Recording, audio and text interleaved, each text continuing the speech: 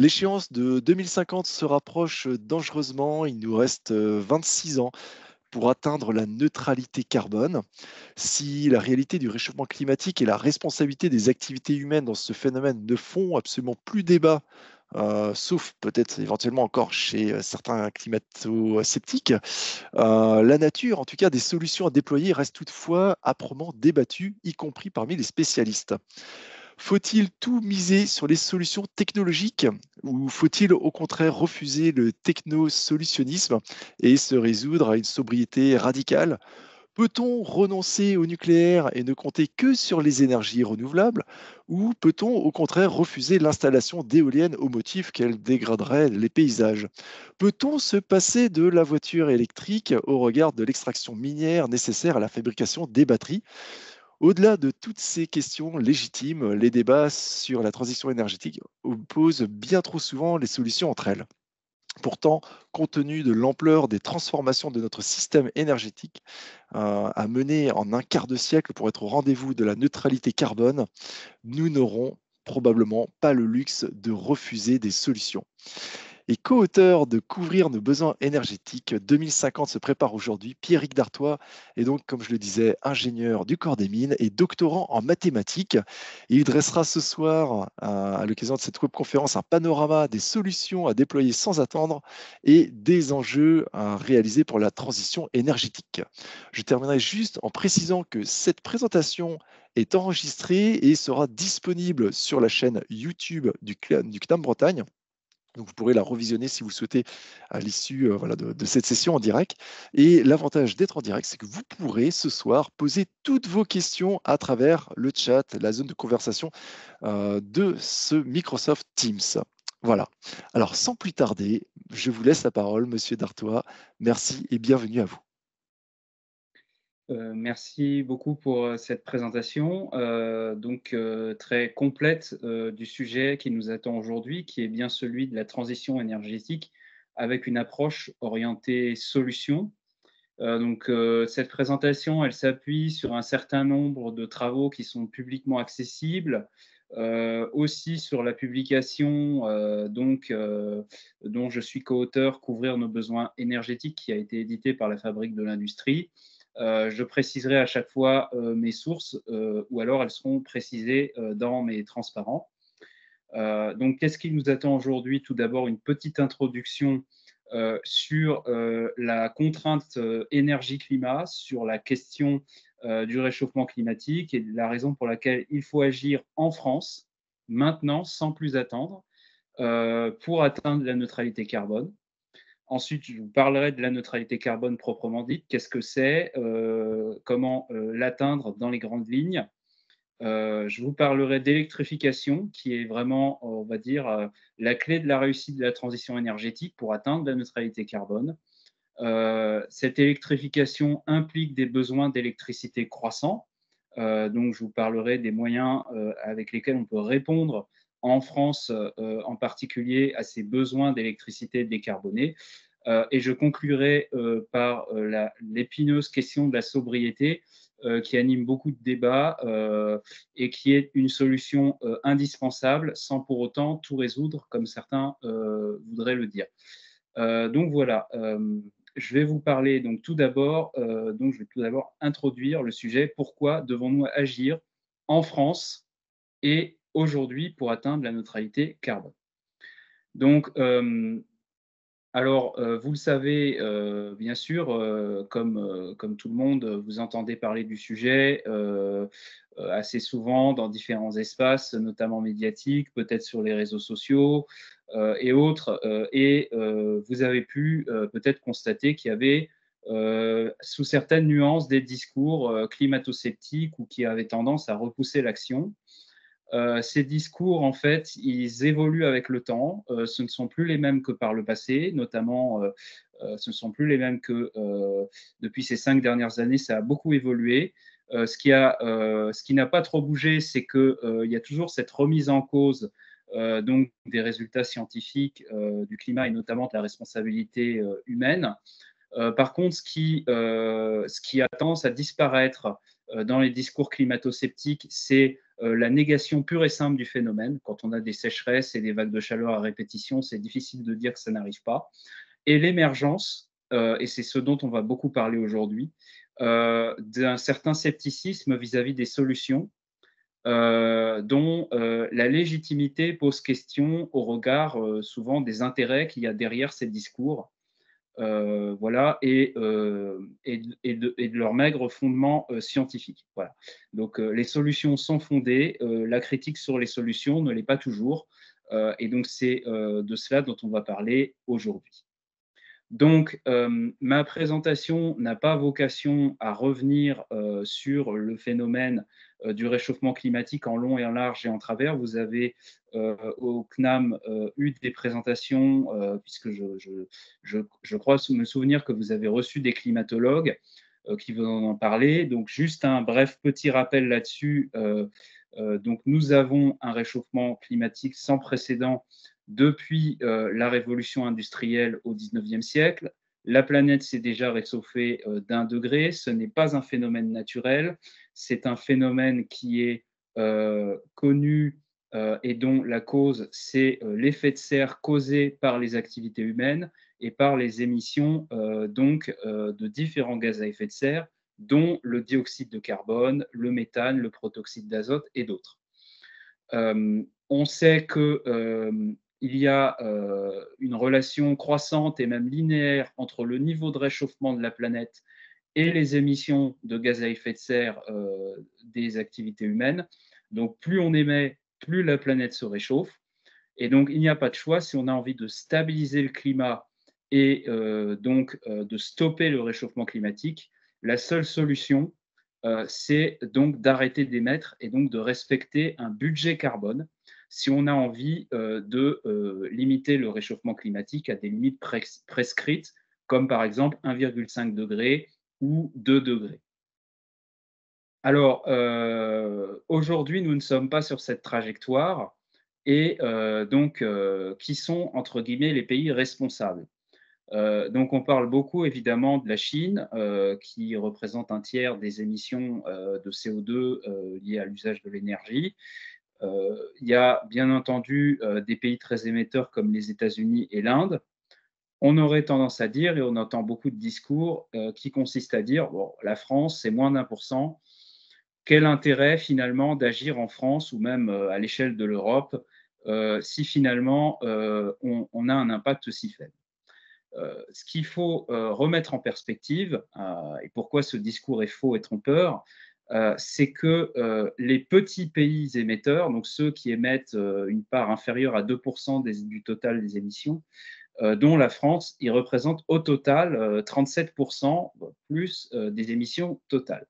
Ce qui signifie que si on veut arrêter d'émettre, c'est une condition nécessaire d'arrêter les émissions, y compris des pays qui émettent moins, comme par exemple la France, hein, puisque ce sont quand même des pays qui ont un niveau de développement élevé et qui, même s'ils émettent pas forcément beaucoup au total, comparé à leur population, ce sont des émissions qui sont loin d'être négligeables. Une autre raison pour agir en France, c'est que chaque tonne de CO2 compte, non seulement pour l'atteinte de l'objectif donc de la neutralité carbone, c'est-à-dire du moment où on arrête d'émettre, mais aussi parce que chaque tonne qu'on rajoute dans l'atmosphère a des conséquences qui sont déjà visibles et perceptibles dès maintenant. Il y a déjà aujourd'hui des morts du réchauffement climatique dans des vagues de chaleur, dans des catastrophes naturelles, à cause de maladies tropicales qui se propagent plus facilement, etc. etc. Et donc, ce que un certain nombre d'études concordantes indiquent, c'est que l'équivalent des émissions annuelles de 500 Français, donc l'empreinte carbone, donc les émissions à la fois du pays et importées individuelles de 500 Français en un an, entraîne un mort au cours du 21e siècle. Voilà. Donc ça, c'est une relation qui a été établie par un certain nombre d'études et qui montre donc que nos actions ont quand même un impact indépendamment des objectifs de moyen-long terme en termes de neutralité carbone. Alors voilà, donc c'est maintenant ce dont je vais vous parler, la question de la neutralité carbone. Donc de quoi s'agit-il? Il s'agit de faire en sorte que, toutes les émissions, donc CO2 et non CO2, donc il y a aussi par exemple le méthane, qui peut, qu'on peut mesurer, hein. Ce sont des émissions de gaz à effet de serre qu'on peut mesurer et qu'on peut convertir en équivalent CO2 pour avoir une unité de mesure, donc homogène. Ces émissions, elles doivent baisser, drastiquement, jusqu'au point où elles peuvent être compensées par, ce qu'on appelle des puits carbone, donc des moyens finalement d'aller capter le dioxyde de carbone, heu, donc dans l'atmosphère ou à la source où il est émis, de telle sorte que la différence entre les émissions résiduelles et les puits de carbone soit nulle. C'est ce qu'on appelle la neutralité carbone. Il faut le faire pour respecter un budget carbone, donc c'est-à-dire respecter un budget qui nous reste à émettre d'émissions cumulées jusqu'à l'atteinte de la neutralité carbone, prescrit par une limite de réchauffement, mettons à 1,5 ou à 2 degrés. Il faut non seulement donc atteindre l'objectif final, mais il faut l'atteindre tout en, minimisant ces émissions cumulées.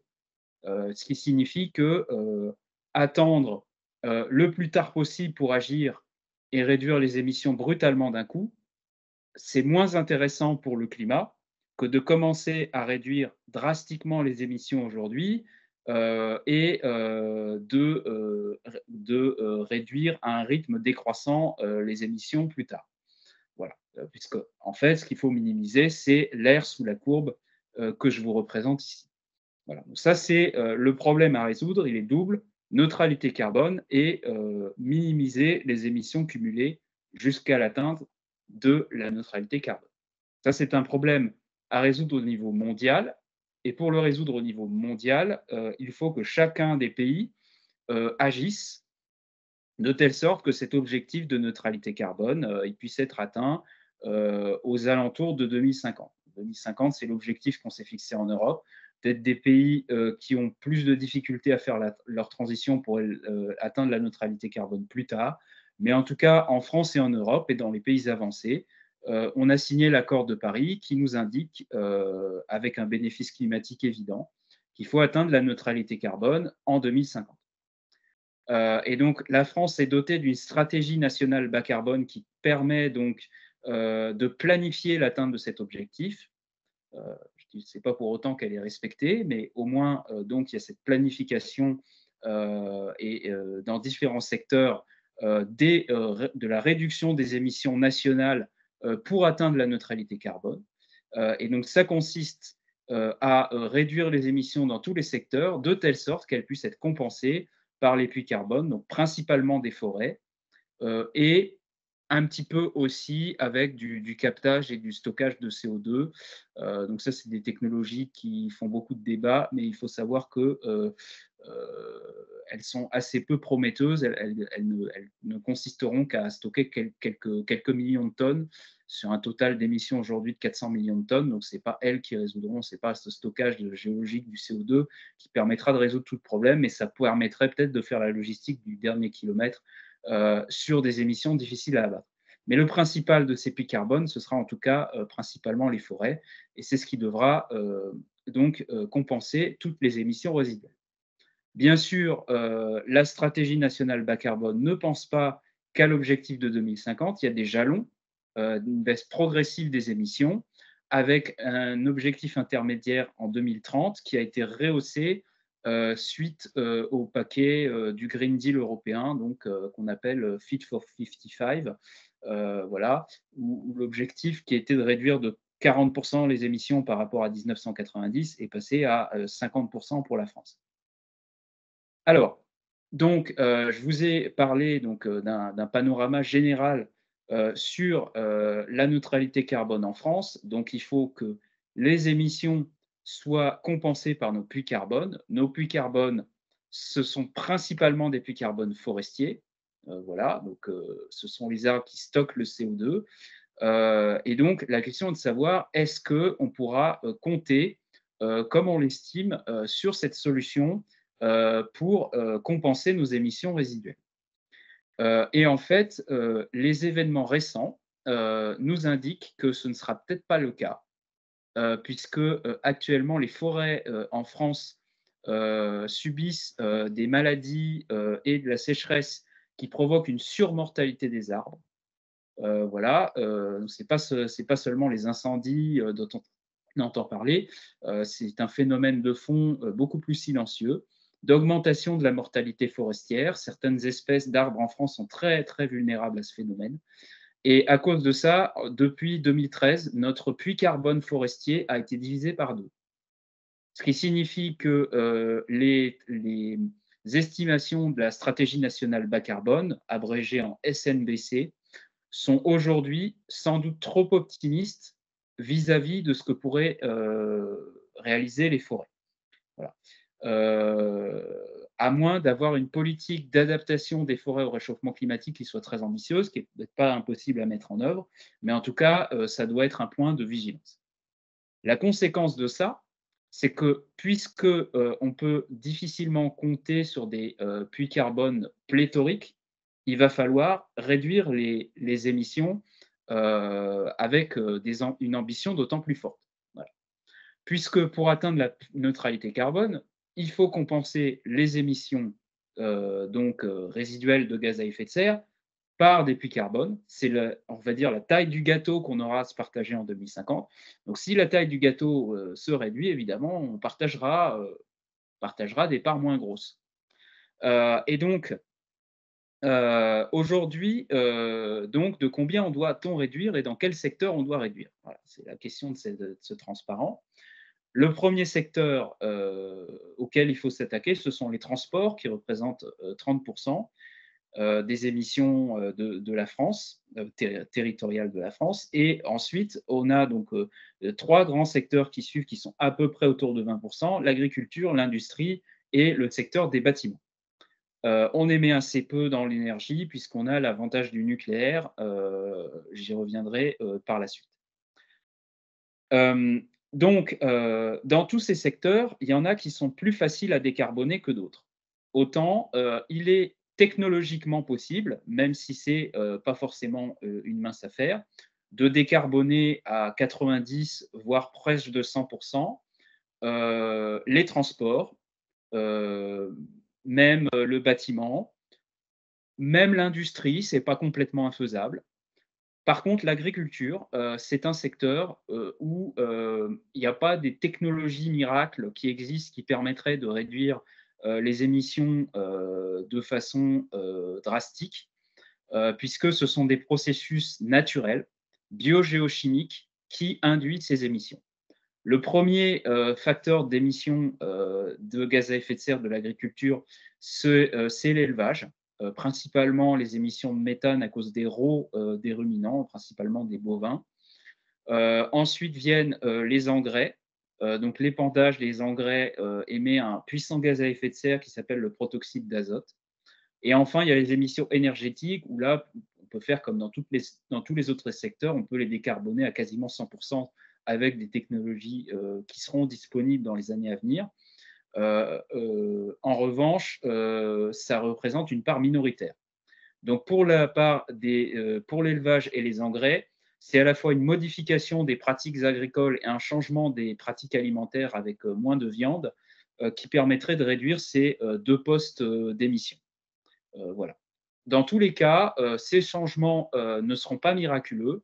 Ils permettraient de réduire, selon la stratégie nationale bas carbone, de moitié environ ces émissions.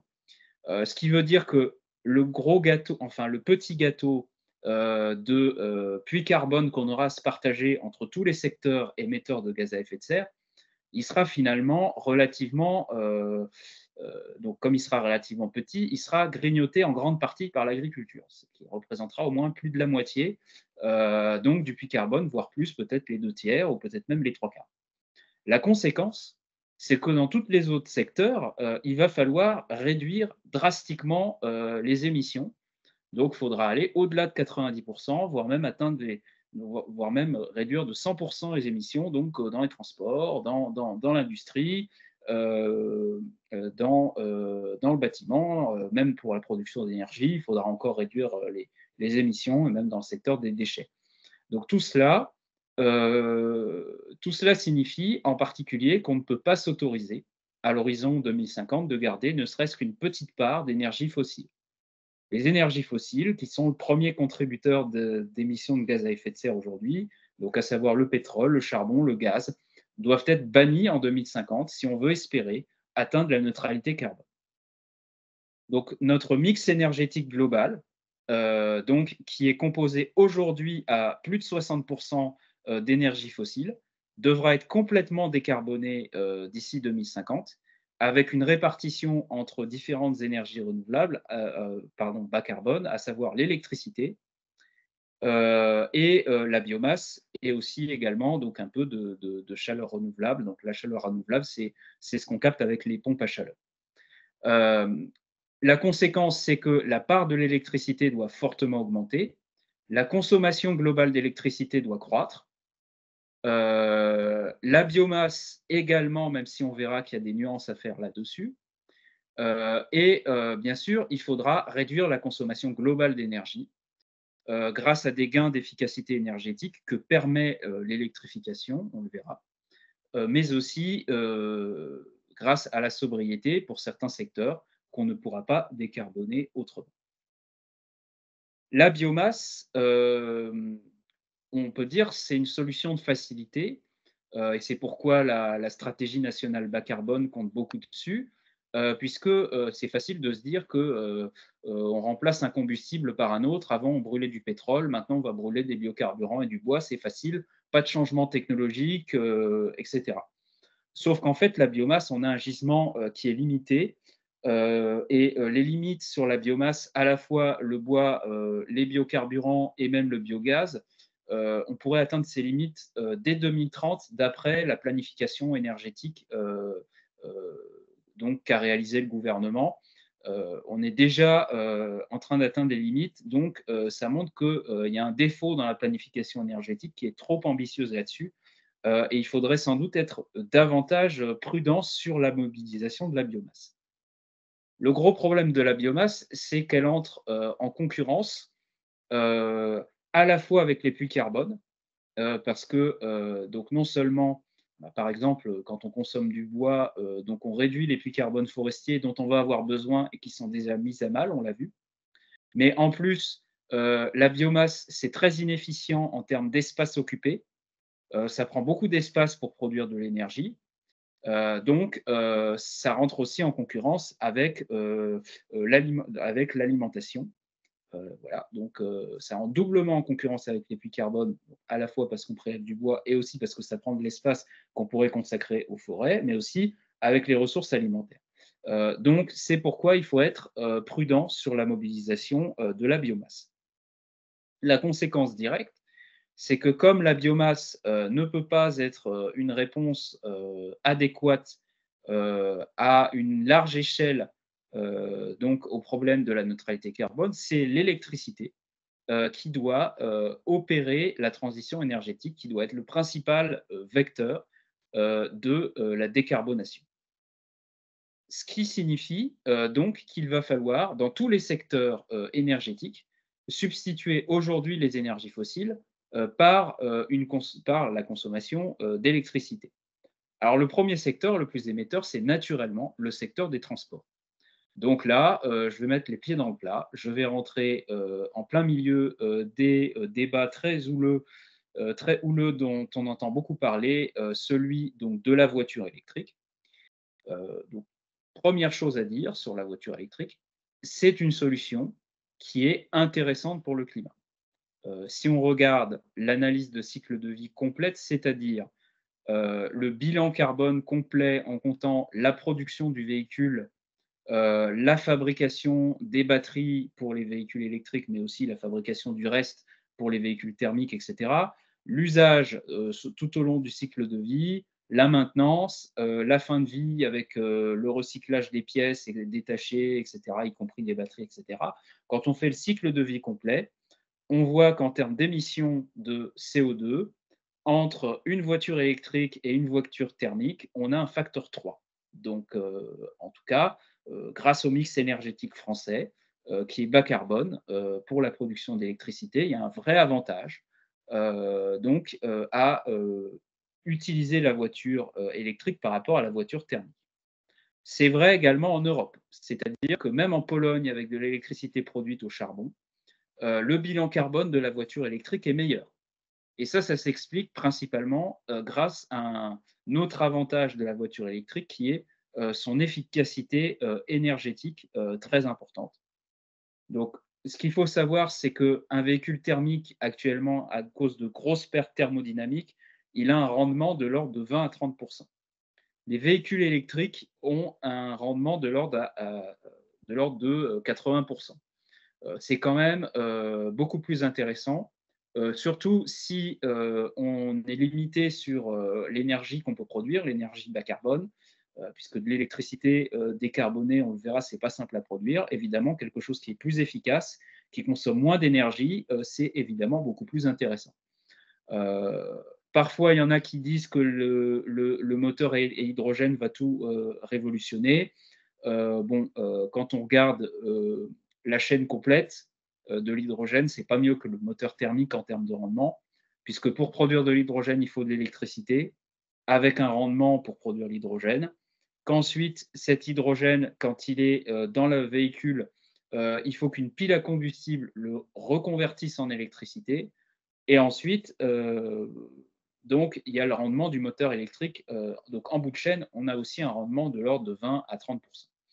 Pour les carburants de synthèse, dont on parle aussi, on pourra le voir quand on parlera de l'aviation, le rendement est encore pire, c'est de l'ordre de 10 à 15 avec les intrants énergétiques de base. Donc, finalement, c'est rationnel, c'est ce qui est le plus rationnel aujourd'hui pour décarboner les transports, qui sont aujourd'hui, rappelons-le, le principal secteur émetteur en France, d'utiliser la voiture électrique.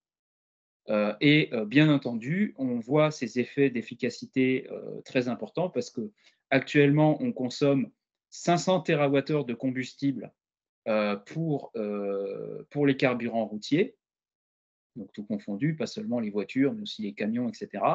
Donc, selon les projections dont je suis co-auteur, le livre Couvrir nos besoins énergétiques, on peut diviser d'un facteur 2,5 à 3 la consommation globale d'énergie grâce à l'électrification, avec pour principal vecteur énergétique l'électricité et d'autres carburants, mais de manière beaucoup plus marginale et peut-être même encore moindre que ce qu'on avait prévu grâce au progrès des batteries qui ont lieu actuellement.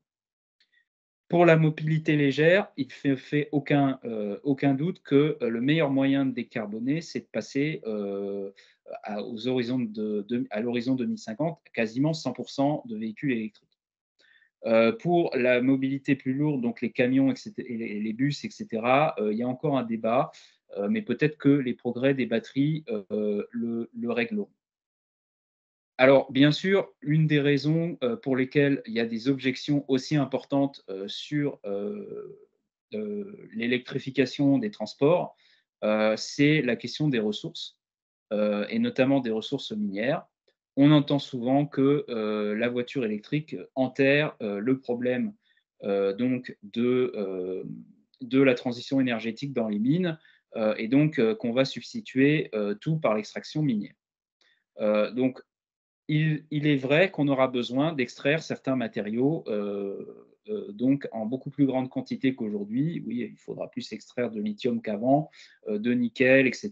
Ça, c'est une vérité scientifique.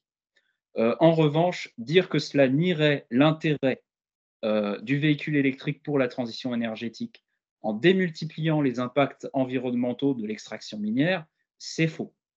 La transition énergétique, avec donc les voitures électriques, mais pas seulement, aussi les énergies renouvelables, les panneaux solaires et les éoliennes et d'autres technologies, et notamment les réseaux électriques, euh, auront certes besoin de matériaux, mais en moindre quantité que ce qu'on extrait aujourd'hui du sous-sol pour ne serait-ce qu'alimenter le monde en charbon. Donc, il y a des études qui concordent avec les résultats de l'Agence internationale de l'énergie qui nous indiquent qu'on pourrait réduire l'empreinte minière, donc c'est-à-dire combien de terre on extrait du sous-sol, en fait, hein, du sol pour combien, de quelle masse on creuse, hein, finalement, quelle masse de terre on déplace pour faire la transition énergétique. Au plus fort de la transition énergétique, en 2040, on aurait une empreinte minière globale réduite de 45%. Et au-delà, donc, cette empreinte minière pourrait être réduite à zéro, puisqu'une fois qu'on aura constitué un parc, que dis-je, de voitures électriques ou d'éoliennes ou de panneaux solaires, etc., le recyclage, qui peut avoir une efficacité proche de 90% avec les technologies actuelles, permettront de ne plus extraire, mais de simplement prendre ce qu'on aura recyclé dans les éléments en fin de vie du parc qu'on aura recyclé, qu'on aura constitué. Alors que aujourd'hui, si on reste dans le statu quo des énergies fossiles, il faut extraire chaque année des combustibles fossiles et donc continuer ad vitam aeternam l'extraction minière. Alors, j'ai beaucoup insisté sur cette question des transports. Je vais aborder maintenant la question des bâtiments, où là, l'électrification doit jouer un rôle majeur également à travers la technologie de la pompe à chaleur. Donc, dans nos projections de couvrir nos besoins énergétiques, on estime que l'électricité pourrait couvrir 3/4 des besoins énergétiques du secteur. Ce serait peut-être même plus, vu que les ressources en biomasse seront sans doute plus faibles que prévu. Et dans tous les cas, la consommation d'énergie globale devrait baisser grâce à l'isolation. Et en outre, dans cette part qui sera électrifiée, la consommation d'énergie devrait également baisser, car une part de l'approvisionnement énergétique devrait venir de la chaleur captée de l'extérieur, oui, de l'environnement extérieur, par les pompes à chaleur. C'est pourquoi, malgré cette part importante de l'électricité dans les besoins de chauffage, la consommation d'électricité qui alimenterait les logements pour le chauffage devrait rester globalement constante. Ça, c'est ce que montrent nos projections. C'est conforme au scénario fait par RTE, le réseau de transport d'électricité, et par d'autres, sous une hypothèse tout de même assez importante en termes donc de rénovation. Donc, il faut effectivement, pour atteindre une efficacité énergétique qui permette donc de stabiliser la consommation d'électricité, avoir un rythme de rénovation qui double par rapport à aujourd'hui, avec une ambition quand même qui ne doit pas être surévaluée. C'est-à-dire qu'aujourd'hui, avec beaucoup d'investissements, on ne peut pas forcément isoler, on ne peut pas forcément gagner plus de 30% par logement avec l'isolation. Donc, évidemment, ça veut dire que puisque sur un logement, on ne peut pas forcément faire des miracles, il faudra rénover évidemment plus de logements. Et en même temps, évidemment, un peu améliorer la qualité des rénovations plutôt en faisant des rénovations intégrant plusieurs gestes d'isolation plutôt qu'un seul geste. Parallèlement, pour la décarbonation, il faudra également déployer massivement les pompes à chaleur. Donc, actuellement, il y a une forte croissance des ventes de pompes à chaleur, donc cette trajectoire, elle n'est pas complètement réaliste. Mais il faudra être vigilant pour que ça ne concerne pas que les maisons individuelles qui, en ce moment, constituent l'essentiel du marché, mais également les copropriétés, les immeubles, etc. Et là, il y aura des adaptations du secteur du bâtiment à faire pour se débarrasser du gaz et du fioul qui dominent aujourd'hui le mix de chauffage. L'électricité, ce n'est pas qu'un enjeu essentiel pour décarboner les transports et le bâtiment, c'est également un enjeu pour décarboner l'industrie, avec un double enjeu. D'une part, il faudra plus d'électricité pour décarboner l'industrie existante, qui est en France, dont une bonne partie a malheureusement été délocalisée. Donc c'est ce qu'on voit finalement, c'est la courbe la plus basse, 2050, estimation de RTE. Donc cette électricité, il en faudra soit directement pour des procédés industriels, mais aussi indirectement pour produire de l'hydrogène. Mais bien sûr, cet approvisionnement en en électricité, on va dire faible, il sera peut-être pas suffisant si on a une ambition industrielle supplémentaire qui a un intérêt environnemental, puisqu'il permet de réduire pas seulement les émissions territoriales de la France, mais aussi l'empreinte carbone, c'est-à-dire la somme, des émissions, domestiques pour les besoins des Français, mais aussi des émissions importées, donc massivement de Chine, par exemple.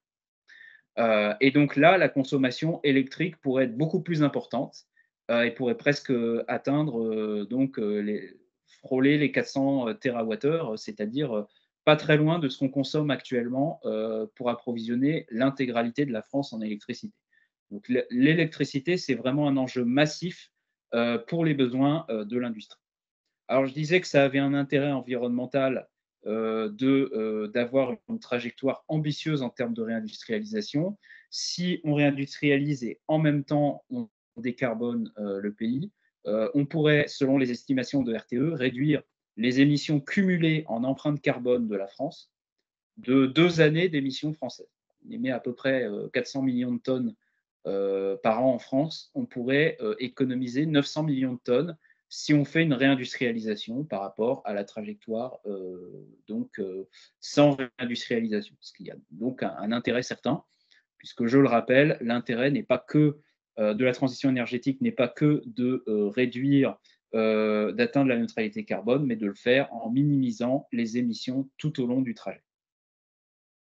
Bien sûr, la conséquence de cette électrification et de cette réindustrialisation, c'est que, la consommation d'électricité, pourrait être beaucoup plus importante qu'aujourd'hui. Donc dans les scénarios les plus hauts, on frôle les 900 TWh, ce qui est à peu près un doublement par rapport à la consommation actuelle, d'électricité. Évidemment, c'est impossible d'atteindre cet objectif, sans, répondre, aux besoins en électricité décarbonée. Alors, en France, on a un avantage qui, n'est pas des moindres, c'est qu'on a la production nucléaire, qui est aujourd'hui, décarbonée, et qui nous permet, d'avoir des émissions de CO2 très faibles pour la production d'électricité. Mais le nucléaire, lui seul, même avec une relance ambitieuse, du nucléaire, donc dans des scénarios avec le plus de réacteurs conservés et construits, ne permettrait pas, dans les trajectoires, de consommation les plus hautes, heu, d'approvisionner plus de 50 de mix électrique en 2050. Heu, la conséquence, c'est que dans l'immédiat, et tout au long de la transition énergétique, ce sont les renouvelables, qui vont, faire l'ajustement, à la hausse de la production d'électricité. Et cet ajustement, il n'a pas lieu, peut-être dans 10 ans, dans 15 ans, et on verra bien. Il a lieu ici, maintenant, tout de suite, et il faut donc le planifier, sans attendre. C'est ce que prouvent, donc les dernières estimations de RTE, le bilan prévisionnel pour 2035, pour l'échéance 2035. Puisque, on ne pourra pas augmenter la production nucléaire puisque les nouveaux réacteurs nucléaires n'arriveront pas, sur le réseau avant 2035. Donc il faudra évidemment conserver la production nucléaire existante, en prolongeant les réacteurs actuels, mais l'ajustement se fera par un déploiement, du solaire massivement, mais également de l'éolien terrestre et de, l'éolien en mer. Je sais, qu'en Bretagne, l'éolien en mer, c'est un sujet. Voilà. Et donc là, je vous l'annonce maintenant, c'est comme la voiture électrique, une solution qu'on ne pourra pas se permettre de refuser si on veut éviter d'avoir une pénurie d'électricité ou de ne pas faire la transition énergétique. Alors, pour autant, les renouvelables ne seront pas la seule solution à déployer. Dans le cas, d'une sortie, du nucléaire, les rythmes de déploiement des énergies renouvelables seraient tels que la trajectoire pour les déployer serait assez peu réaliste. Dans l'étude Couvrir nos besoins énergétiques, on a eu on a étudié 4 scénarios avec plus ou moins de nucléaire. Donc, allant d'un scénario de sortie complète du nucléaire en 2060, donc on attend que les réacteurs existants ferment, ils atteignent leur durée de vie de 60 ans, on les ferme au fur et à mesure. Un scénario avec une construction peu ambitieuse, donc seulement 6 EPR, et on s'arrête là. Un scénario donc, qui correspond aux annonces de Belfort du président de la République, c'est-à-dire 14 EPR en 2050. Et un scénario donc beaucoup plus nucléarisé, où non seulement on construit les 14 EPR, mais en plus on prolonge le parc existant au-delà de 60 ans pour maximiser la production nucléaire en 2050 et 2060. Et donc, dans ces différents scénarios, l'ajustement se fait par les capacités renouvelables, principalement solaires, et on remarque que les rythmes à partir de 2030 de déploiement du solaire seront très différents dans ces scénarios. Alors, dans tous les cas, pour couvrir nos besoins, il faudra de toute façon accélérer fortement sur le solaire, doubler, voire peut-être même tripler le rythme historique et le rythme des dernières années de déploiement du solaire pour atteindre les objectifs. Il faudrait encore doubler cet objectif entre 2030 et 2040 dans les scénarios de sortie du nucléaire, alors que sans sortie du nucléaire, il faudrait garder cette trajectoire constante et à un moment donné ralentir. Dans les scénarios les moins nucléarisés, il faudrait au contraire continuer cette pente très haute de déploiement du solaire, avec le problème de trouver le foncier nécessaire, d'acceptabilité pour les riverains, de raccordement au réseau et bien sûr de compensation de l'intermittence. Alors la conséquence, c'est que il va falloir réfléchir, évidemment, pas seulement réfléchir, agir sur la question du nucléaire si on veut éviter de se retrouver face à ce mur énergétique, face à cette trajectoire irréaliste. Le mur énergétique, il est dû à quoi? Si on sort du nucléaire, ça veut dire qu'on ne construit pas de nouveaux réacteurs. Et donc, on a des réacteurs qui commencent à fermer petit à petit, à leur arrivée en fin de vie, entre 50 et 60 ans. Et en 2050, le parc nucléaire, qui est aujourd'hui autour de 60 gigawatts, il n'aurait plus que 15 gigawatts de capacité, c'est-à-dire un quart de sa capacité actuelle. Et donc, mathématiquement, un quart de sa production actuelle. Par conséquent, si on ne relance pas le nucléaire, il faut répondre à la croissance des besoins d'électricité et à l'effet falaise sur le parc nucléaire par ce développement effréné des capacités renouvelables que je viens de décrire. On peut faire autrement, en relançant le nucléaire parallèlement au développement des énergies renouvelables. Et comment peut-on faire ça? Alors, tout d'abord avec la construction de nouveaux réacteurs. Donc, si on prolonge pas fort plus que ça, donc pas au-delà de 60 ans, le parc existant, on aurait quand même en 2050 une capacité nucléaire qui baisserait et on pourrait stabiliser cette capacité autour donc de 40 gigawatts contre 60 gigawatts actuellement. Donc, c'est tout de même important, ça fait la différence dans le mix électrique, mais bien sûr, on peut faire mieux. Si on prolonge au-delà de 60 ans, comme font certains pays, comme les États-Unis ou la Finlande, les réacteurs du parc historique, on pourrait stabiliser, voire même plus, on pourrait même dépasser la capacité nucléaire actuelle en 2050 et au-delà. La relance du nucléaire doit donc passer à la fois par le prolongement du parc existant et la construction de nouveaux réacteurs si on veut se donner les meilleures chances d'atteindre de la neutralité carbone.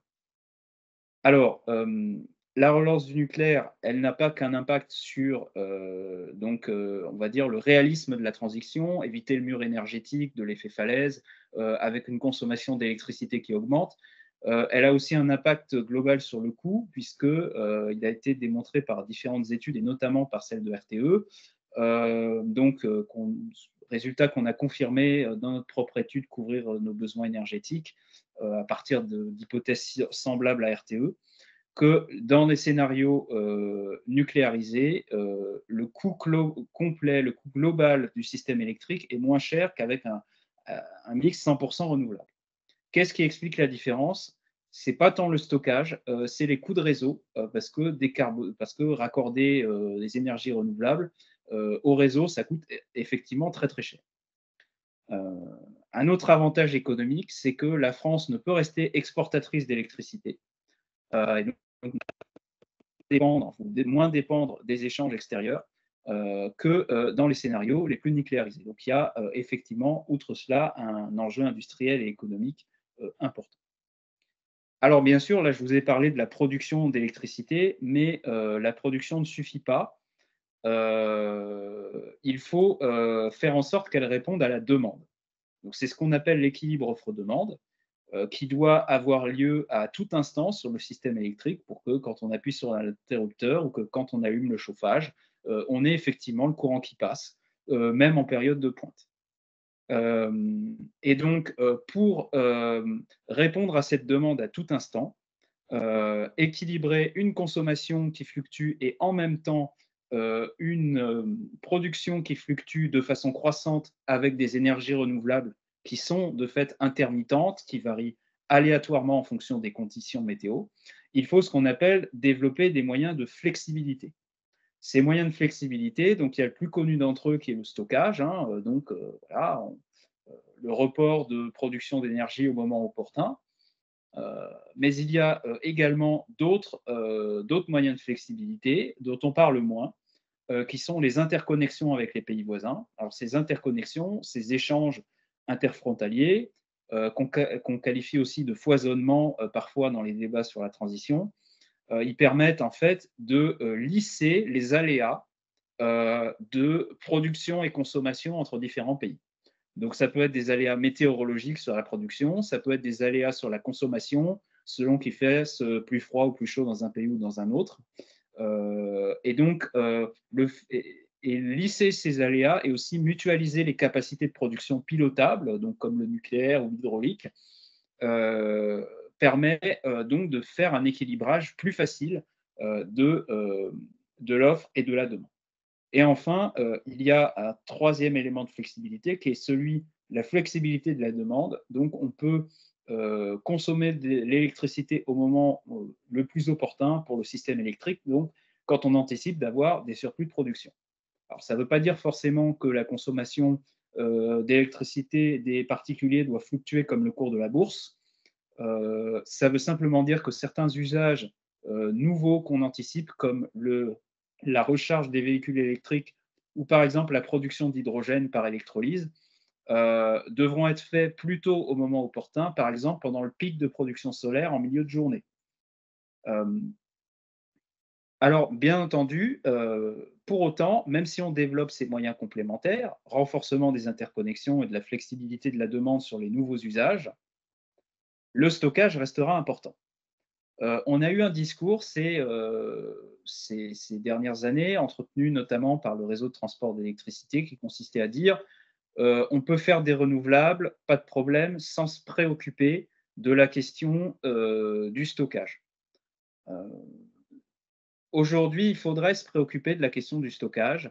Ça a un véritable intérêt pour le système électrique dès l'horizon 2030.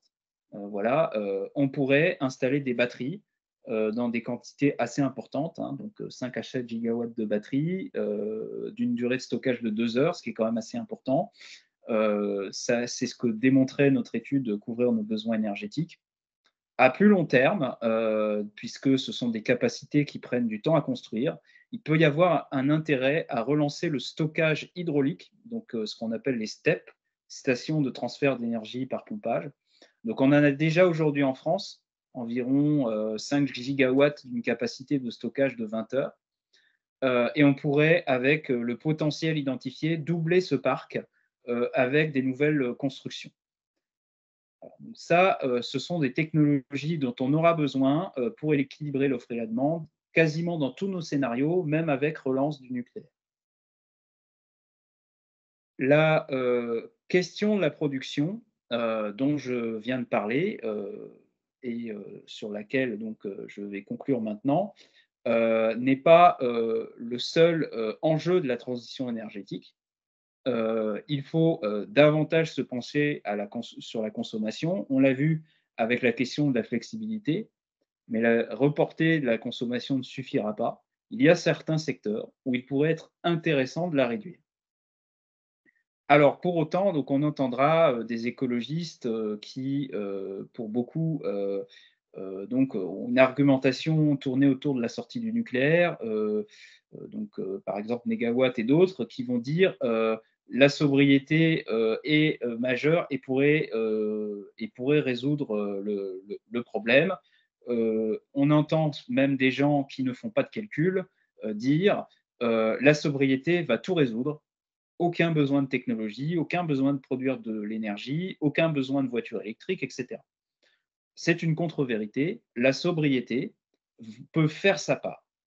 En termes de consommation électrique, on pourrait réduire, grâce à la sobriété, la consommation de 14% en 2050 par rapport à une trajectoire sans sobriété. C'est plutôt intéressant, compte tenu des défis à relever pour déployer toutes les capacités nucléaires et renouvelables suffisantes. Donc évidemment, c'est bienvenu si on peut compter dessus. C'est d'autant plus bienvenu si on a envie de maîtriser l'enjeu des ressources.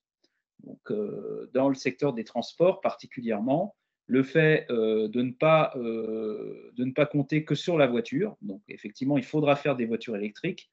C'est ce qui décarbonera le secteur des transports à 75-80%. Mais les 20% resteront pourront venir de la sobriété en développant les transports. Mais aussi, cette sobriété, elle s'inscrira dans le type de véhicule qu'on pourrait produire. Avoir des SUV électriques avec de très grosses batteries, ce n'est pas forcément le mieux si on veut économiser la ressource. Et donc, la sobriété, elle peut avoir un impact très important sur le lithium cumulé et consommé par la France, par exemple, à horizon 2050, donc de l'ordre d'un quart, voire de 30%, selon les projections de RTE. Et ça, c'est vrai aussi pour tous les autres matériaux critiques nécessaires à la fabrication des batteries. Mais l'enjeu de la sobriété, là où il est le plus important sans doute, c'est dans le secteur aérien. Alors, le secteur aérien, c'est un secteur qui est assez particulier. Certes, aujourd'hui, il représente une part assez faible des émissions, de l'ordre de 5% des émissions françaises, si on compte aussi le transport aérien international. Mais ces 5%, si on a envie d'atteindre la neutralité carbone, on n'y a pas droit. Donc, il faudra décarboner comme dans les autres secteurs pour partager le gâteau et laisser la plus grosse part à l'agriculture, comme je l'ai dit précédemment. Il faudra réduire de 90% les émissions du secteur aérien, comme celles des autres secteurs. Aujourd'hui, la façon que l'on connaît de réduire ces émissions, on va dire celle qui a le plus de chances d'aboutir d'un point de vue technologique, si on ne parle que de technologie déployable, c'est la technologie des carburants de synthèse. L'avion à hydrogène ou l'avion électrique, pour des raisons d'autonomie, ne permettrait pas de résoudre le problème, et aussi pour des questions industrielles, parce que renouveler toute la flotte d'avions à 25 ans, au niveau mondial, ça paraît assez irréaliste. Ce qui semble technologiquement faisable, en revanche, et ce qui est documenté par l'Académie des technologies, mais aussi ce qui est compris dans la feuille de route du secteur aérien, c'est de produire des carburants de synthèse. Pour produire ces carburants de synthèse, l'ingrédient qu'on peut utiliser en premier, c'est de la biomasse. Voilà, donc soit pour produire des biocarburants, soit en faisant de la pyrogazéification, ce qui permet de récupérer du CO2, de l'hydrogène, de combiner ce CO2 avec de l'hydrogène pour faire des chaînes carbonées qui permettent de faire des carburants de synthèse, comme par exemple du biokérosène, du e-biokérosène. Il y a aussi, quand on atteint le gisement de biomasse, ce qui va arriver assez vite, la possibilité de produire du biokérosène supplémentaire, du e-biokérosène supplémentaire, en utilisant davantage d'hydrogène et en le combinant avec du CO2 qui sera capté probablement en sortie des usines, par exemple des cimenteries, qui émettront peut-être encore un tout petit peu de CO2. Voilà. Moins probablement dans l'atmosphère parce que c'est une technologie qui n'est pas trop maîtrisée et qui est très coûteuse. Mais donc, du CO2 capturé et de l'hydrogène pourrait être recombiné également pour produire des carburants de synthèse. Ce procédé il est très consommateur, en particulier en électricité. Si on suit la trajectoire du secteur, donc qui est une trajectoire en croissance, avec une efficacité énergétique qui permet, on va dire, donc de compenser, mais pas totalement, la croissance du secteur en tout cas sur le territoire français. Donc, on consommerait à peu près la même chose en kérosène, on va dire, de synthèse que ce qu'on consomme en kérosène aujourd'hui, c'est-à-dire de l'ordre de 6 millions de tonnes, 70 TWh. Et cela reviendrait à consommer jusqu'à 170 TWh d'électricité et environ 40% du bois qu'on produit en France. Alors, c'est peut-être que ça vous parle pas. Alors 40% du bois peut-être quand même, mais par contre les 170 TWh d'électricité, ce qu'il faut savoir, c'est que c'est 70% de plus que ce qu'il faut pour décarboner le transport routier. Donc on consommerait plus que toutes les voitures et tous les camions électriques confondus, ne serait-ce que pour décarboner le secteur aérien. Voilà. Alors, ce mur énergétique, il est tel que ça nécessite de poser très sérieusement la question de la réduction du trafic aérien. Et c'est là où justement la sobriété peut jouer son rôle dans le panorama global de la transition énergétique. Alors j'en ai terminé, j'ai été plus long que prévu, je suis désolé. Je suis maintenant prêt à répondre à toutes vos questions sur ce sujet qui était assez dense et sans doute complexe. Voilà, il y aura sans doute des clarifications nécessaires, peut-être même des débats. Donc, à vos claviers, à vos micros. Merci beaucoup. Merci pour cette super présentation. C'était extrêmement clair et particulièrement intéressant. On a une première question d'Alain qui demande: est-ce que les réseaux de recyclage des batteries de véhicules électriques sont enfin développés? Et cette question est associée à la question de Barbara qui demande si le recyclage des batteries se fait aujourd'hui en France. Euh, Très bien. Alors, oui, effectivement. Donc, c'est-à-dire que en France aujourd'hui, on est en train de constituer une filière. Euh, Notamment, il y a l'usine, l'entreprise Orano, qui est très connue pour la question du combustible nucléaire, qui investit dans une usine dans le nord de la France qui aurait la capacité pour faire du recyclage d'environ 90% des matériaux des batteries d'ici les prochaines années, à horizon 2027. Donc, pour la question complète, c'est alors aujourd'hui, effectivement, les usines de recyclage, elles n'existent pas en France à l'échelle, mais dans 4-5 ans, ce sera fait. Et les investissements, ils sont déjà avancés. Les milliards, ils sont déjà sur la table. Et bientôt, il y aura les pelleteuses et les tractopelles pour construire l'usine. Donc la maturité industrielle, elle est présente en tout cas. Et on est en capacité en tout cas de le faire. La raison pour laquelle on a attendu de faire le recyclage avant de mettre en route la filière industrielle des batteries qui est déjà en route à l'échelle internationale aujourd'hui, c'est simplement parce qu'il y a un temps de latence. Simplement, une voiture électrique, une batterie de voiture électrique, ça peut durer 10 ans, 15 ans, 20 ans si on l'entretient. Et donc, le temps que la voiture électrique neuve aujourd'hui, elle atteigne la décharge, eh bien, ça met du temps. Ce qui fait qu'il y a quelques années encore, ce n'était pas intéressant d'investir dans le recyclage. Mais aujourd'hui, ça devient non seulement une obligation légale, mais en plus, ça devient intéressant pour réduire la consommation de ressources minières. Donc voilà, ma réponse était un peu longue, mais oui, ça va être fait en France et on investit des milliards aujourd'hui pour le faire. Alors, merci beaucoup pour cette réponse. Une autre question, si le fossile passe à 0%, les usines ne fonctionneront qu'avec de l'électricité et de l'hydrogène, même, la sidérurgie, par exemple? Est-ce que, ça pourrait être le cas aussi? Est-ce que vraiment on a cette Euh, capacité-là?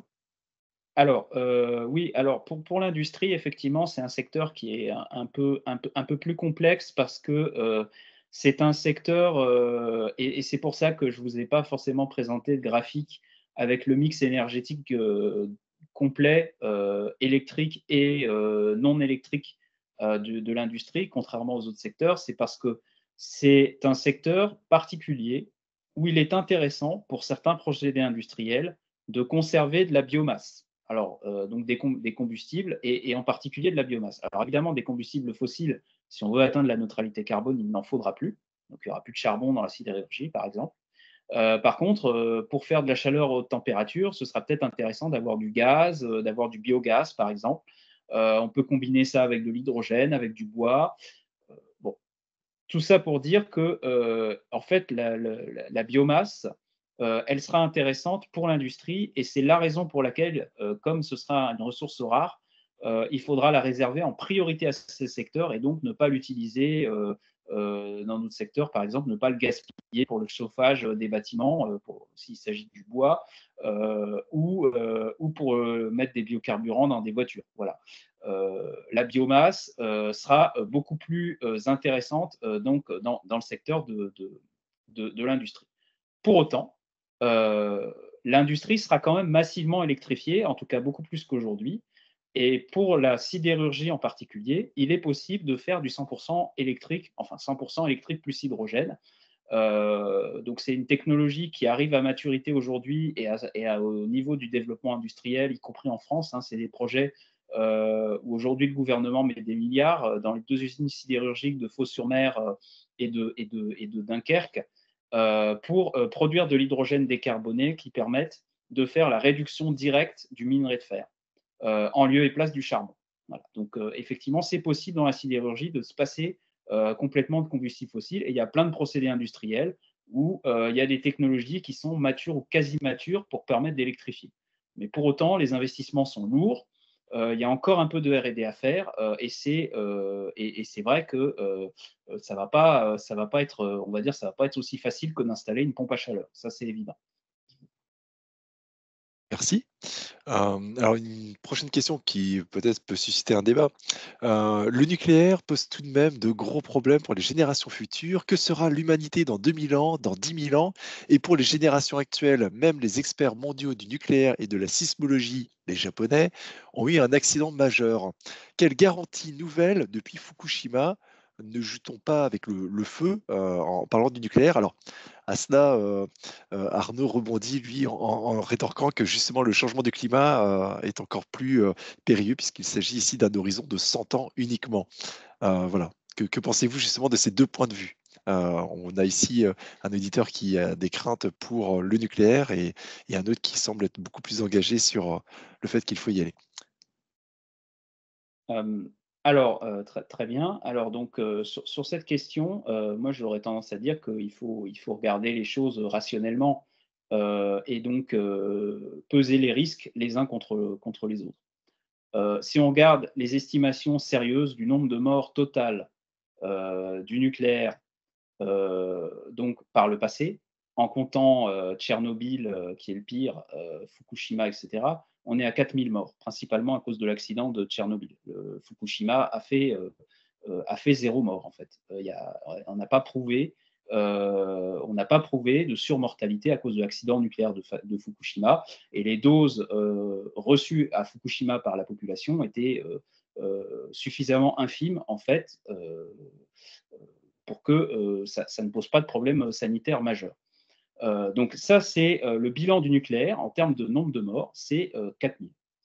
En termes de réduction de la pollution de l'air, sans compter donc les morts du réchauffement climatique évitées, donc avec le chiffre que je vous ai donné au début sur le nombre de morts, la correspondance entre les émissions et le nombre de morts du climat, si on ne s'y tient qu'à la pollution de l'air liée aux centrales à charbon qu'ont remplacé les centrales nucléaires, etc., on a historiquement éviter donc plus d'1 million de morts donc grâce au nucléaire par le passé depuis son développement.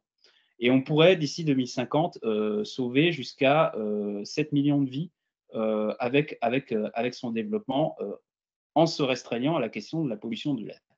Voilà, donc ça, c'est quand même, je pense que si on pèse les risques et le pour et le contre, voilà, y compris pour les générations futures, puisqu'elles hériteront aussi du climat et pas seulement de déchets qu'on sait très bien enterrer sous terre. Voilà, pour les générations futures et pour les générations présentes, la question du nucléaire, évidemment, la balance bénéfice-risque, hein, comme pour le vaccin Covid, on va dire. Je sais que je commence un débat houleux là, mais comme pour le vaccin Covid, la balance bénéfice-risque, elle est positive. Voilà. Et elle est peut-être même encore plus positive que pour le vaccin Covid. Et donc, sur le nucléaire, voilà, c'est une question finalement de non-choix, où d'un côté, on réduit les chances d'atteindre la neutralité carbone et on provoque des morts en se privant de l'option nucléaire. De l'autre, finalement, on sauve des vies grâce à la substitution de l'énergie fossile, sachant que, encore une fois, hein, les renouvelables ne peuvent pas tout faire. Voilà, il y a une limite au rythme de développement des renouvelables qu'on peut faire, qui fait que si on renonce à l'option nucléaire, mécaniquement, on ralentit la transition. Ça a déjà été observé. Ok. Merci beaucoup pour cette précision. Barbara nous demande, d'un point de vue économique, comment on justifie le fait d'arrêter et de réduire des échanges commerciaux? Par exemple, en Union européenne, il s'agit ici d'un principe fondamental, mais également avec le reste du monde. Voilà, comment est-ce qu'on peut imaginer ça, d'arrêter, de réduire des échanges commerciaux euh, sur le plan économique?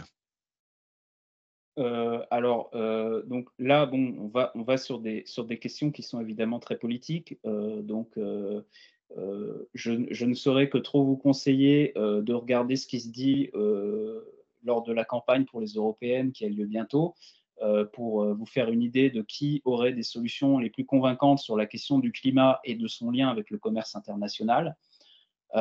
Donc, j'imagine que derrière cette question, il y a la question des délocalisations, de la réindustrialisation, de l'empreinte carbone et donc voilà, de l'arbitrage entre produire chez nous bas carbone ou continuer à importer de Chine, d'Inde à pas cher et avec beaucoup d'émissions de CO2 associées. Euh, donc, pour ça, c'est évident que le système existant au niveau européen, il est largement insuffisant. Et de l'aveu même des instances européennes actuelles, puisque la Commission européenne a proposé, lors de sa mandature, un mécanisme qui a justement pour vocation de combattre ça. Donc même la Commission reconnaît que le système actuel n'est pas suffisant pour répondre à cet enjeu. Ce mécanisme-là, la Commission l'a appelé mécanisme d'ajustement carbone aux frontières. En d'autres termes, ça signifie que on a un prix du carbone en Europe qui s'applique aux industries européennes. Il s'agit d'ajuster aux frontières le prix du carbone importé, des productions dans des pays où le carbone n'est pas taxé, typiquement la Chine, l'Inde ou autres, ou même les États-Unis d'ailleurs, pour avoir finalement une parité du prix du carbone entre l'Europe et les autres pays, et donc d'éviter ces délocalisations induites par un renforcement des normes climatiques européennes.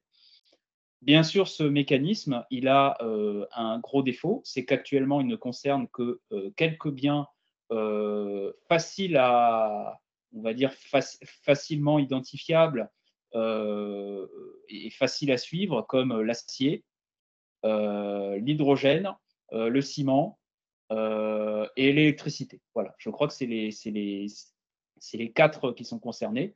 Mais les produits qui sont fabriqués avec ces éléments-là ne sont pas soumis au mécanisme d'ajustement carbone aux frontières. Donc, je dirais que s'il y a une première chose économique à faire, on va dire, qui consiste à une modification du système actuel, euh, ce serait d'étendre ce mécanisme à tous les secteurs. Voilà. avec évidemment donc la complexité que ça implique. Mais je pense que c'est nécessaire si on veut, si on veut adapter le système actuel à la contrainte climatique. Sinon, l'alternative, eh bien, ce serait de changer complètement de politique économique au niveau européen. Et là, ça pousse la limite des traités. Et comme bon, ma présentation n'a pas vocation à faire de politique, je garderai mes opinions pour moi. Et chacun peut avoir les siennes sur ce qui convient de faire. Et là, les partis en présence ont différentes choses à proposer là-dessus. Voilà. Merci beaucoup. Une question de Gérard qui insiste beaucoup là-dessus puisqu'il a lu un article sur le stockage par des disques inertiels et il demande, ce qu'il en est. Comment cela fonctionne-t-il? Voilà. Il voulait avoir un peu votre point de vue là-dessus. Alors, donc, le problème finalement de ces solutions volant d'inertie, etc., c'est qu'en fait, elles ont une très faible capacité de stockage. Autant avec une batterie, en stockant à pleine puissance, on peut stocker 1 heure. Avec un volant d'inertie, l'ordre de grandeur, c'est plutôt les dizaines de secondes, la minute, à pleine puissance de capacité de stockage. Donc, ce n'est pas vraiment suffisant pour faire de l'équilibrage offre-demande comme on voudrait le faire. C'est-à-dire, par exemple, de reporter la production solaire de midi le soir lors de la pointe, lorsque tout le monde branche son véhicule électrique ou met en route sa plaque de cuisson et son chauffage. Euh, donc, c'est une solution qui pourrait avoir un intérêt pour faire ce qui s'appelle de l'équilibrage fréquentiel, donc c'est-à-dire la stabilisation de la fréquence du réseau, parce que le réseau il a une certaine fréquence à 50 Hz en France. Et donc, il y a des solutions qu'on appelle solutions de stockage qui jouent aussi là-dessus. On se sert aussi des batteries pour le faire, mais à la limite, peut-être les disques inertiels peuvent avoir un intérêt là-dessus. Mais en tout cas, pour du stockage, ils ne seront pas compétitifs par rapport aux batteries et encore moins par rapport aux STEP qui, là, ont une capacité de stockage de 20 heures à pleine puissance, en tout cas selon les standards français, au moins lors de la dizaine d'heures. Donc, ça, c'est quand même voilà, c'est quand même incomparable. Merci beaucoup. Nous avons une remarque d'un auditeur qui pense que dans le tout électrique, la voiture ne pourra pas être prioritaire, que la priorité sera avant tout l'industrie pour assurer la croissance avec une croissance exponentielle des data et de l'intelligence artificielle. Est-ce que justement, vous mesurez l'impact de cette nouvelle application, cette intelligence artificielle qui émerge vraiment énormément depuis 2022? Alors, bon, donc je vais essayer de répondre du mieux que je peux parce que, c'est une question qui peut être interprétée de différentes manières. Donc si la question c'est, est-ce que, donc il faudrait pas, avant de décarboner les transports, s'occuper de décarboner le numérique? La question c'est non, puisque aujourd'hui les transports, c'est 30 Mmh. des émissions, françaises. Le numérique, c'est de l'ordre de quelques pourcents. Si on compte l'empreinte carbone, c'est peut-être comparable, c'est peut-être comparable au secteur aérien, hein, donc c'est pas négligeable. Il va falloir s'occuper de le décarboner, mais voilà, il faut savoir il y a pas le même ordre de grandeur. Et après, évidemment, il faut savoir qu'il faut faire des efforts partout. Donc, les efforts, ils devront être faits évidemment sur la question des transports et de la voiture électrique, mais également sur la question du numérique et du transport aérien et des bâtiments, etc. Alors, après, le numérique, j'en ai assez peu parlé, mais évidemment, c'est un secteur où typiquement la question de la sobriété devient importante. Aujourd'hui, je dirais, si on fige les usages, en tout cas au niveau français, heu, techniquement, avec une industrie qui est décarbonée et donc pour produire les équipements, parce que c'est ça qui contribue massivement à l'empreinte carbone, c'est renouveler les terminaux, donc les ordinateurs, les câbles de réseau, de réseau télécom, etc., les serveurs, etc., etc. À cela s'ajoute une consommation d'électricité, mais qui est quand même assez minime pour l'instant. Mais si on fige, on va dire, les usages actuels, c'est faisable. D'ailleurs, c'est fait dans les scénarios de RTE. Hein, c'est faisable de décarboner ça avec une production d'électricité supplémentaire. En revanche, ce qui n'est pas faisable, c'est de suivre la croissance démesurée du secteur numérique.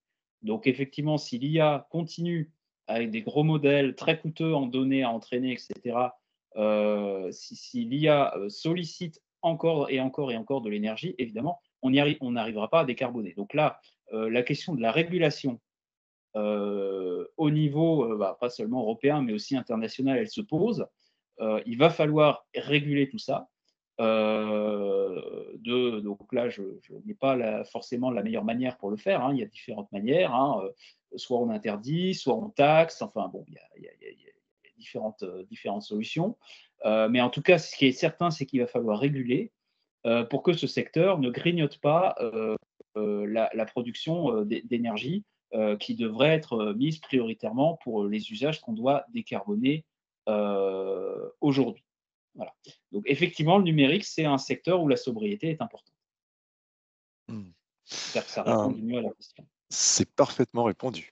Nous avons une autre question. Alors, une personne, nous explique, qu'il y a eu une mise en place d'un plan de sobriété, communal, et que, dès la première année, dans cette commune, ils ont pu diminuer la consommation énergétique de 17 avec, 55 bâtiments, de la mobilité et cetera. Heu, ils mettent actuellement en place un schéma directeur immobilier et énergétique afin de rationaliser le patrimoine immobilier pour avoir moins de mètres carrés à gérer et pour développer le mix énergétique, en plus du solaire, ils envisagent aujourd'hui un réseau de chaleur biomasse, 10 bâtiments. Et il se pose la question, le choix du biomasse, est-ce une erreur aujourd'hui, selon vous ou pas?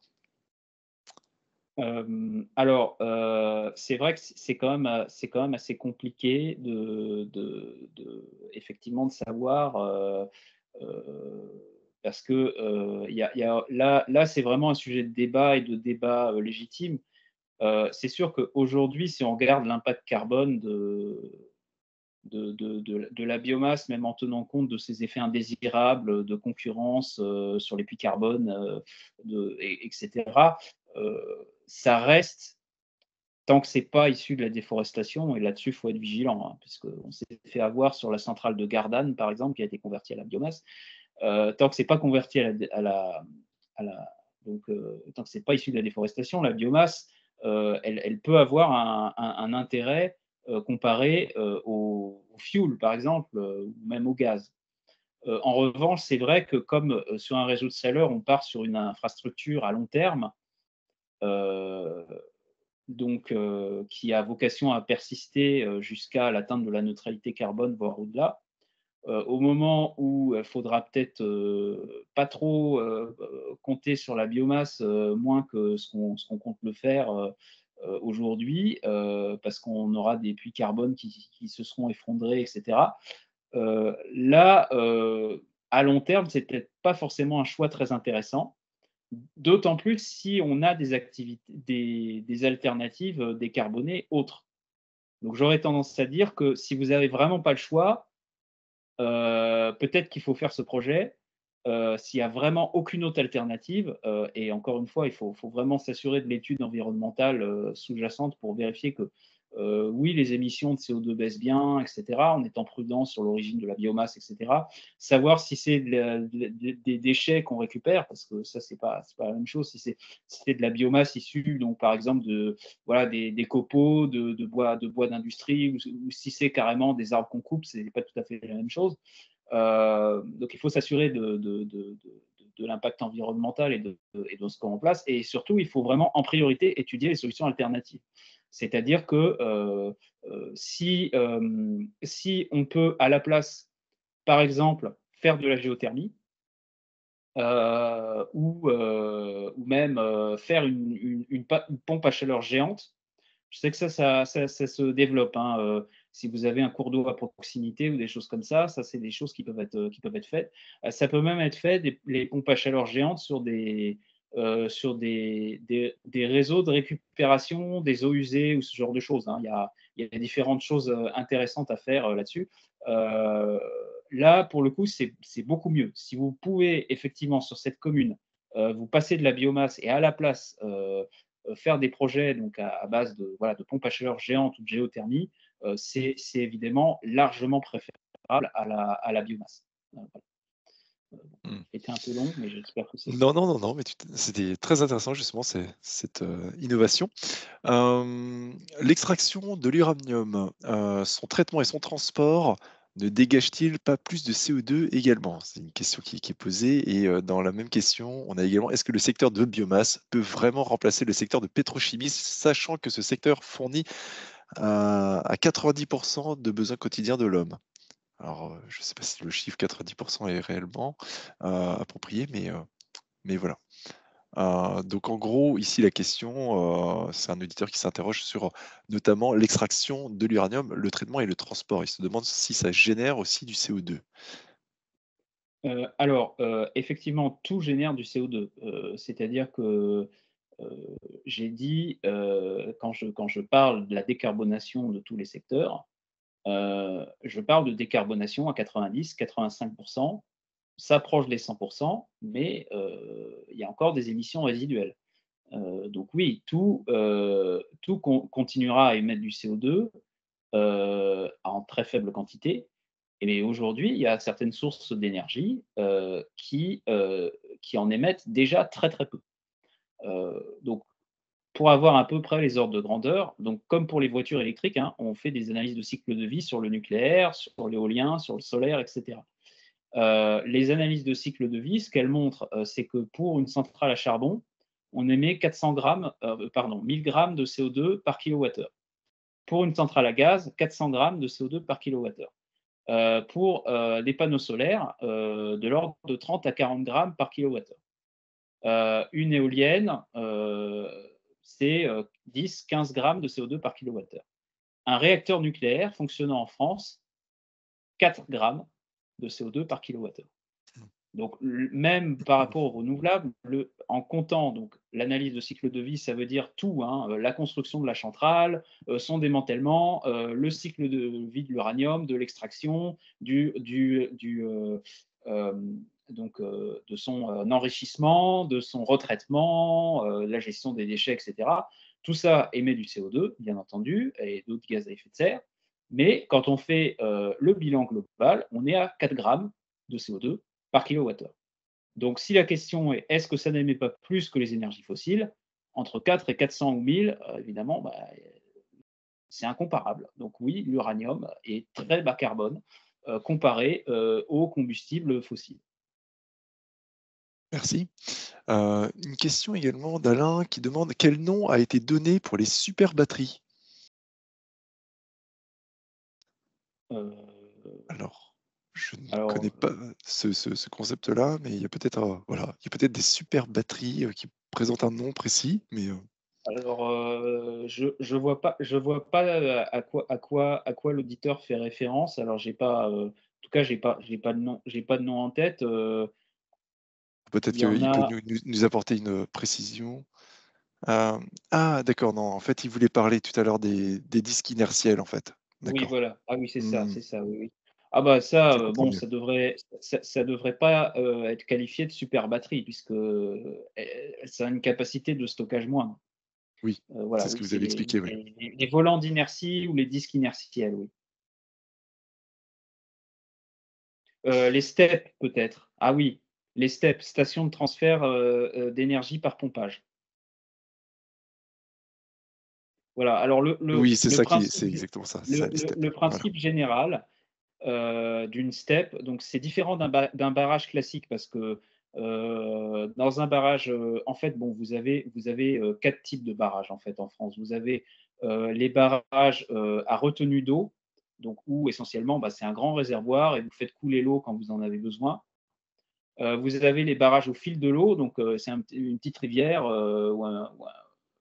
et on laisse couler l'eau et on fait tourner la turbine au fur et à mesure. On ne stocke pas l'eau, donc il y a moins de, c'est moins pilotable, on va dire, qu'un barrage hydroélectrique a retenu. Euh, vous avez aussi les écluses, les écluses en fait, hein, qui peuvent, voilà, vous avez des barrages éclusés où là vous avez une toute petite capacité de retenue, voilà. Et puis vous avez enfin les steppes qui, contrairement à tous les autres barrages, ce ne sont pas des capacités de production mais purement de stockage. Vous avez deux réservoirs, vous en avez un en altitude, à haute altitude, un à basse altitude. Quand vous avez un surplus de production d'énergie, par exemple, vous avez le pic solaire de la journée, les prix d'électricité sont négatifs, on ne sait pas quoi faire de toute cette énergie. On pompe à pleine turbine pour faire remonter l'eau dans le lac supérieur. On stocke ça dans le lac supérieur et le jour où il y a une pointe de consommation, qu'il n'y a plus de vent, qu'il n'y a plus de soleil, on fait redescendre l'eau, on turbine tout ça et on produit de l'énergie. C'est le principe. Ok. Euh, on a une auditrice ici qui d'ailleurs vous remercie pour cette conférence et qui souligne elle est très étonnée en fait finalement de comprendre que les mesures de sobriété ne pèsent pas davantage sur la trajectoire énergétique. Elle était plus optimiste sur nos capacités collectives à gérer nos besoins et nos demandes. Et par rapport à sa remarque, je rebondis avec une question que je voudrais vous poser moi-même. J'ai lu dans un journal, je crois que c'était Libération, il y a eu un rapport publié début avril par le think tank Influence Map qui indiquait que 80% des émissions mondiales entre 2016 et 2022 étaient finalement attribuables à seulement 57 industries qui étaient pour la plupart finalement étatiques. Euh, quel- quel, euh, comment pouvoir peser, comment peut-on peser justement sur ces industries et quelles solutions en fait apporter finalement pour nous les citoyens français? Faut-il quand même poursuivre vers la sobriété ou voilà, dans quelle mesure hein, la théorie du petit colibri peut-elle finalement être payante? Alors, je pense que c'est une très bonne question, parce que, on est tous des petits colibris. Moi-même, je vais donner cette conférence aujourd'hui, je sais que ça ne changera pas le monde, mais je pense qu'il y a quand même quelque chose qu'on peut faire et comme disait Jean Covici: «Tant qu'on n'est pas encore mort, on peut encore agir». Voilà et il faudra agir jusqu'au bout puisque chaque tonne de CO2 compte. Et donc, je dirais que tant qu'on a les moyens démocratiques d'agir, bon, la première chose à faire, c'est de s'informer sur le problème. Pour éviter de prendre des vessies pour des lanternes, j'ai commencé par introduire mon exposé avec la question de l'influence par certains intérêts qui poussent le climato-scepticisme ou le négationnisme sur les solutions au réchauffement climatique, dont la sobriété fait partie d'ailleurs. En fait, c'est une solution qui est même indispensable. C'est pas parce qu'elle représente que 20% de la solution qu'il faut la négliger. C'est simplement qu'aujourd'hui, quand on écoute certaines formations politiques que je ne citerai pas, et vous savez très bien de qui il s'agit, ils nous disent que ça va résoudre 100% du problème. C'est faux. Il y a 20% du problème, c'est très bien et c'est bon à prendre, et il faut les prendre, et même on peut les prendre tout de suite. Voilà. La commune en question qui avait son plan de sobriété, elle voit des résultats tout de suite. Donc, c'est des réductions d'émissions tout de suite qui sont bonnes à prendre. Mais dire qu'en 2050, on fera tout avec ça, compte tenu de tous les obstacles qu'il y a en termes de changement complet du système, parce que la sobriété, ce n'est pas les individus, c'est tout le système. Hein. L'aménagement du territoire qui induit de la demande en voiture, etc. Tout ça, c'est à revoir, et ça ne se revoit pas en 25 ans. Donc, effectivement, la sobriété, c'est une solution. Donc, c'est par cela qu'on peut agir à titre individuel. Mais après, au niveau collectif et au niveau politique, là où ça peut être intéressant d'agir, c'est d'abord en s'informant et ensuite en faisant des choix éclairés, soit à titre individuel, soit même à titre politique, voire même à titre militant. Hein, c'est d'ailleurs moi ce que je fais à titre personnel. Hein, faire en sorte que ce qu'on a compris soit appliqué au niveau politique et de combattre finalement l'influence, on va dire, euh, des intérêts très puissants qui résistent à la transition énergétique et à notre avenir à tous. Bon, par le passé, il y a eu des résistants, voilà. Finalement, après, il y a eu la libération. les nazis n'ont pas gagné. Je pense que pour le climat, on peut faire notre travail de colibri, qui est un peu un travail de résistant quelque part, hein, de résistant évidemment rationnel, pas voulant prendre des risques et des périls en fonçant tête brûlée pour faire dérailler des trains, mais je veux dire, cet esprit quand même, on va dire, de courage individuel, il peut porter ses fruits à la fois pour des choix personnels et pour des choix collectifs. En tout cas, je peux dire que c'est motivant. Je parle par expérience personnelle, je pense que c'est motivant. Et après, c'est nécessaire pour induire un changement plus global. C'est-à-dire que euh, si à un moment donné le pouvoir change de main et qu'on fait ce qu'il faut au niveau politique pour qu'au niveau global, les solutions à grande échelle soient déployées et que l'influence des sociétés ou des intérêts qui résistent soit réduite à néant, ça dépendra de gens qui se sont informés tôt, qui ont agi tôt et qui se sont préparés à changer le monde. Voilà. Merci beaucoup en tout cas pour ce message très encourageant. Voilà, on n'a pas d'autres questions. Vous voulez peut-être donner un dernier mot pour la fin? Alors, je pense que c'était les mots que j'ai Employé à donnés l'instant? pour la fin étaient plutôt une conclusion, hein. En tout cas, Tout à fait. voilà. Donc, j'ai pas grand-chose à rajouter. Alors, peut-être, je peux vous conseiller une lecture si vous Oui. voulez sur ces sujets-là et pour avoir un petit peu une idée on va dire, des dynamiques sur la transition et comprendre le problème. Je vous conseille le livre Marchand de doute ou Merchants of Doubt en anglais, de Eric Conway et Noami Oreskes, qui décrit, hein, on va dire, un peu ces dynamiques sociales de réaction, de résistance contre la transition et aussi de désinformation. Hein. Ça traite du climato-scepticisme, mais aussi d'autres choses. Et je pense que c'est une clé de lecture assez intéressante pour comprendre en fait pourquoi le problème est connu et pourquoi on n'agit pas et d'où vient le problème véritablement au niveau sociétal et politique. Eh bien, écoutez, en tout cas, on vous remercie tous. Beaucoup de personnes témoignent voilà, vraiment d'un enchantement pour cette présentation parce que voilà, c'était extrêmement clair, des propos très synthétiques et voilà. Et donc vraiment quelque chose de très rationnel aussi.